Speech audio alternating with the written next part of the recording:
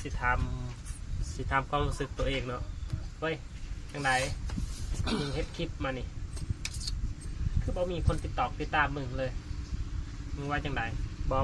มึงบ่สิบ่ยอมเศร้ากูสิตั้งใจเฮ็ดคลิปต่อไปโอ้ยจังไดพี่น้องคันเป็นช่วยกดติดตามข่อยได้แล้วความรู้สึกของข่อยอยากให้ข่อยเศร้าแต่ข่อยสิบ่ยอมเศร้าเนาะข่อยสิตั้งใจเฮ็ดคลิปต่อไปเนาะคันเป็นกูนี่ตัดสินใจเลิกแล้วสิบ่เฮ็ดคลิปแล้วเพราะว่ากูสิเฮ็ดจะมันดูผ่านเนาะโอ้ยหลายคลิปแม่ถ้าเบิ่งคนติดตาม300ไปคนแม่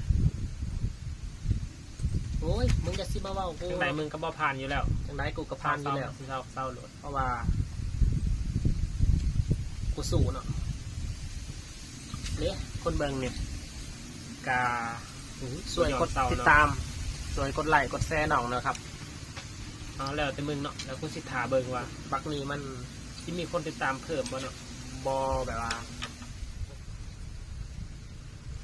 ก่อนอื่นกะขอบกขอบใจหลายๆเนาะสำหรับผู้ที่ติดตามน้องมา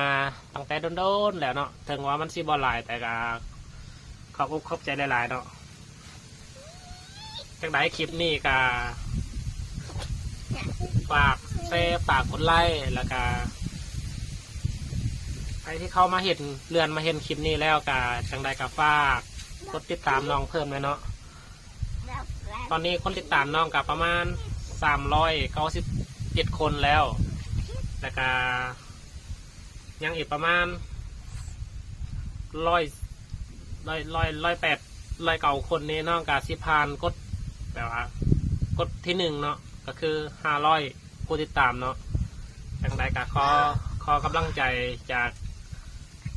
พี่จากน้องบว่าสิเป็นทางฝั่งลาวฝั่งไทยเนาะจังไดก็ขอกำลังใจแน่เนาะเข้าไปกดไลค์กดติดตามน้องแน่เนาะ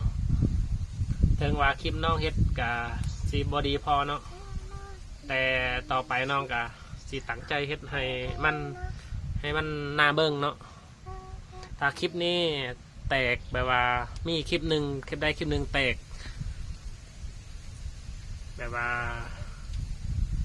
อาจจะ100,000 วิวหรือว่า10,000 วิวก็พอเนาะแต่ว่าน้องจะ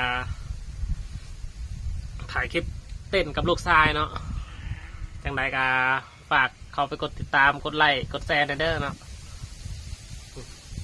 เต้นกับลูกชายเนาะสบายดีเนาะบ๊ายบาย